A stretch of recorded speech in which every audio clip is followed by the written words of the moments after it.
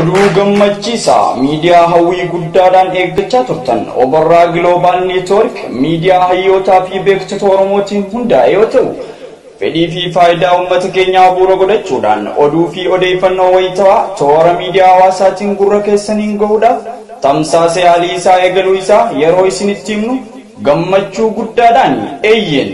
Obarraa Global Network miidiyaa uummataan hundeeffamee fi miidiyaa uummataaf hundaa'edha.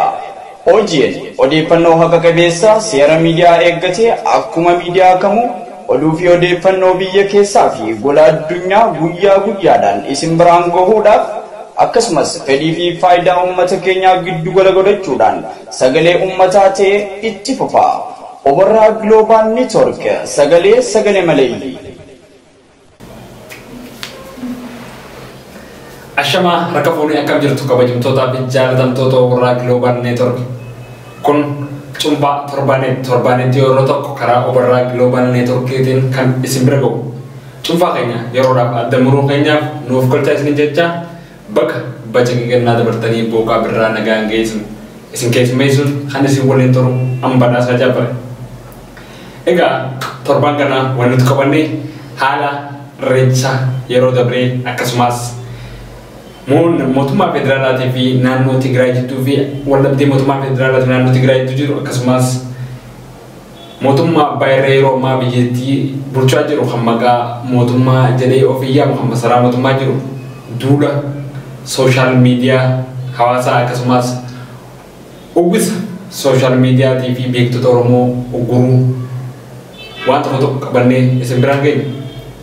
Irreechi waggaa dabree yeroo jalqabaatiif hora Finfinneetti kabajameeti jira. Irreechi yeroo baay'ee Oromoonni hora Harsadiitti kabajatu.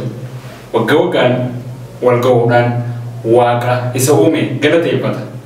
Akkasuma yeroo darbe irreechi yeroo baay'ee hora Harsadiitti yoo kabajamus waggaa dabre yeroo jalqabaatiif hora Finfinneetti kabajame.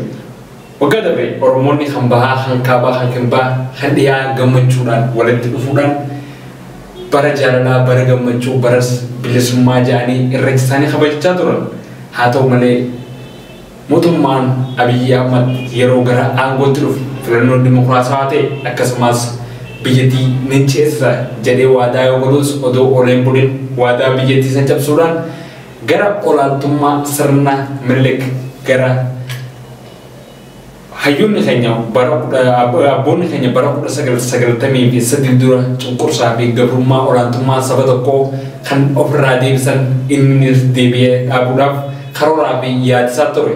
Garuu haa ta'u malee wayita saniif ol baafatee dubbanne biyyattii tana keessatti namoonni aangoo narraa fuudhu takkaa'oo uummanni filatee naata hennaan kan uummanni filatu jiraannaan sa'aatii 24tiin aangoo galakkisa jedhus garuu odoo oleen buliin waadaa san nyaachuudhaan jalqaba filannoo biyyattii tanaa koronaa vaayirasii sababeeffachuudhaan akka hin kabajamne akkasumas filannoon tun yeroo biratti akka deebitu jedhus mormii paartiilee morkattootaa fi akkasuma hayyootaan biyyattiitiin filannoon kun gaggeeffamuu qaba.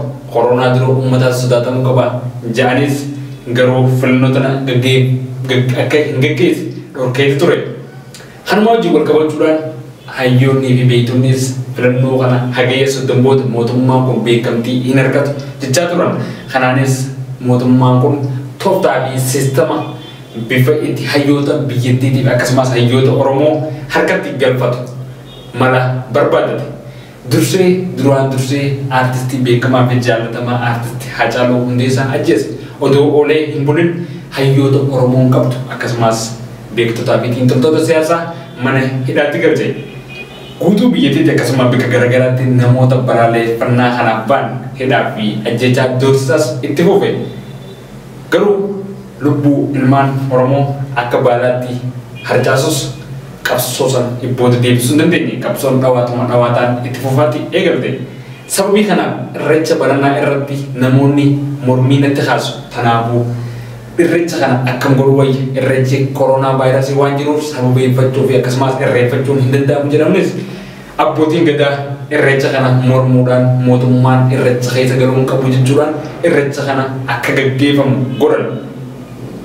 Irreecha kana irratti mootummaan waan godhu erga waan murteessaa yommuu jalqaba namoonni kun irrachaaf yoo gamana dhufanii walitti qabaman mormiin irra kaasu akkasuma miidiyaalee addunyaa garaagaraa haa dhufuun duratti na saaxilan waan jedhee yaadeef dursee namni irracha dhufuu qabu tokko ardarraa yookaan waajjira aadaa turizimii naannichitti dhalateerraa waraqaa fidatee dhufuu qaba yookiin waraqaa baajii irrachattiin irreeffatu kun taatee yeroo jalqabaatiif biyyattii keessatti ta'e mootummaan kun irracha keessaa maal godhaanis gaaffii namatti kaasa. Namoonni kun ergaa gara magaalaatti dhufan uffataa fi wantoota oromummaa isaanii beeksisu akka hin uffanneef dhorkaman. Irreecha kana irratti beektotaa fi hayyoonnii fi aartistoonni garaagaraa hirmaatanis garuu malkaa dhaqanii irreeffachuu hin dandeenye. Mootummaan nagahee yoo feetan gara irreechaaf dhuftanii jechaatti deebisaa ture. Namootuma seera mootummaa guutee garasitti malee namoota kan tokko namoota ardarraas kun dhorkame irreeffachuu garasitti malanis mana hidhaa haa'e. Irreechi hora Finfinnee kun gaggeeffamuu dhabuun namoonni achirratti hin hirmaatinis gara irreecha hora Arsadeetti qajeelan. Haa ta'u malee dursee irreecha hora Arsadee kanattis humnoota waraanaa gannaqe.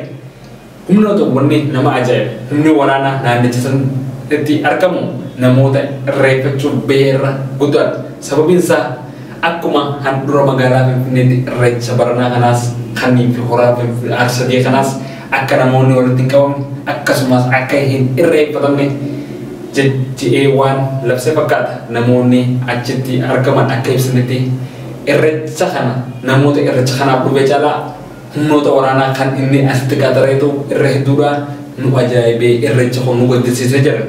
Bara kana Oromoo itti salphise.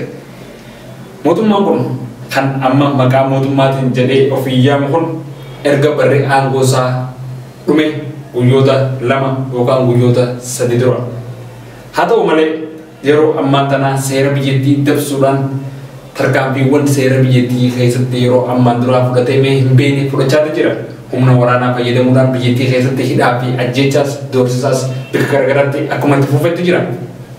Naannoo Tigraay erga baatiiwwan takka duratti filannoo bara kanaa nan gaggeeffadha jettee dura ture. Filannoo kana hin gaggeeffattu seera biyyattii cabsa. Filannoon kun jee mootummaan federaalaa mormii itti kaasus garuu ammoo filannoo naannoo Tigraay tun itti cichuudhaan kabajaa isaaniitii fi beekamtii fi jaalala isaaniitiin filannoo isaanii humna qabaniin gaggeeffataniiti jira. Kanarraa ka'uudhaan mootummaan biyya bulchaa ture Abiy Ahmed naannoo Tigraay filannoo seeraan alaa gaggeessite. Garuu ammoo filannoo seeraan alaa gaggeessite kanaaf jedhee xiyyitii tokko garasitti erguurra maaskii garasitti ergee uummata Tigraay koronaa vaayirasii jalaa yoo oolchinaa wayya kan jedhee. Garuu ammoo haasawa kanaaf jecha kana jaalatee odoo hin taane humnaa fi tokkummaa uummanni Tigraay qabu akkasumas dandeettii fi cimina uummanni Tigraay qabutu haasawa kana afaan isaa keessaa baase. Gara Oromiyaatti yoo fudhanne namoonni Oromiyaa keessaas vaayirasii koronaan yaalamuuf akkasumas gargaaramuuf dhibbaatamaan jira. Garuu Oromiyaa keessa akka waan vaayirasii koronaan hin jirre vaayirasii koronaan naannoo Tigraay qofa jiruuti yoo ilaalame. Oromiyaa keessatti erga koronaa vaayirasiidhaaf naannoo Tigraay quuqame naannoota biyyattii bakka garaagaraatiifis quuqamuu qabu. Kun namni kun nama biyya bulchaa jiru. Oromiyaa keessatti immoo bakka garaagaraa keessatti namoota kumaatamaan mana hidhaa guutanii mana hidhaa bira dabree mana barumsaa keessatti mana hidhaa ta'ee jira. Kana qofaa miti dhaabbilee barnoota olaanoo amma biyya bulchaa jiru kun dhiibbaa karaa sooshaal miidiyaatiin hayyootaa fi beektonni irra godhaa jiran kan waan sodaateef yeroo darbe sooshaal miidiyaa irraa gargaarsa akkasumas waan takka hin barbaadu jedhus garuu ammoo dhiibbaa karaa sooshaal miidiyaatiin hayyootaa fi beektonni irratti godhaa jiru dhiibbaa waan irratti uumeef beektota fi hayyoota Oromoo feesbuukaa fi akkasumas yuutuubaroota wantoota Oromummaa fi sabboonummaa ibsan cufsiisutti seeneeti jira. Egaa duula karaa sooshaal miidiyaatiin cufsiisuun nutti godhame kana tokkummaa fi jaalalaan wantoota irra wal deeggaru akkasumas wantoota irratti wal qe'u qabaannee wal jala yaanee jaalalaa fi tokkummaa wal dhageenyee yoo aane duula karaa feesbuukii akkasumas sooshaal miidiyaatiin irratti bana kana yeroo dhiyootti qolachuu ni dandeenya. Egaa murni maqaa mootummaatiin waan kan masaraa mootummaa erga seera biyyatti cabsee aangoorra ture guyyoota muraasa dabreetti jira. Kanaafuu uummanni Oromoo bakka garaagaraa jirtanis adda bilisummaa Oromoo cinaa dhaabbachuudhaan mootummaa ce'umsaa yookiin mootummaa waloo Oromiyaa dhaabbachuu qabna akkasumas dhaabbachuu qabdan. Kanaafuu namoonni biyya garaagaraa teessan adda bilisummaa Oromoo yookiin dhaabaa cinaa dhaabbadhaa mootummaa ce'umsaa Oromiyaa dhaabaan dhaamsa warra cuunfaa torbaaniiti. Egaa kabajamtootaa fi jaalatamtoota Obarraa Global Network irraa kun cuunfaa torbaanitti yeroo takka kan isin bira goona torbaan qophii biraa qabannee hanga walitti deebinutti nagaan nuuf tura. Isin keessummaatti sun kan isin waliin ture amma Badhaasaa Jaafare. Oduu gammachiisaa miidiyaa hawwii guddaadhaan eeggachaa turtan Obarraa Global Network miidiyaa hayyootaa fi beektota Oromootiin hundaa'e yoo ta'u fedhii fi faayidaa uummata keenyaa bu'uura godhachuudhaan oduu fi odeeffannoo wayitawaa toora miidiyaa hawaasaatiin gurra keessaniin gahuudhaaf tamsaasa yaalii isaa eegaluu isaa yeroo isinitti himnu gammachuu guddaadhaan eeyyeen Obarraa Global Network miidiyaa uummataan hundeeffamee fi miidiyaa uummataaf hundaa'edha.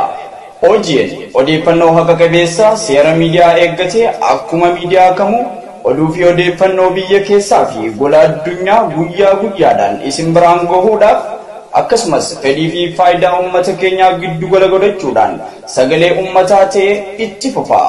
Obarraa Global